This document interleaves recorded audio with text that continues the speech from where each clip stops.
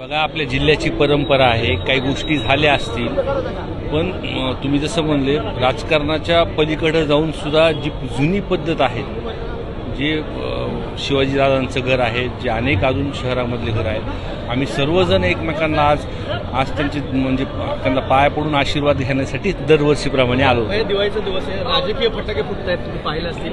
जर राजकीय फटाका फुटायचा असेल तर काय असणार नाही, राजकीय फटाका फोडण्यासारखं नाही. आज परिस्थिती अशी आहे बघा की जी अतिवृष्टी झाली आहे, आज शेतकऱ्यांच्या खात्यावरती पण पैसे नाही आणि शेतकरी बांधव सगळे आशेने बघतात आहे की त्यांचे डोळे पुसायला कोणी येत आहे का. बरं, आता काय असणार आहे, तुमची शुभेच्छा काय असणार आहे पूर्ण बीडच्या जनतेला?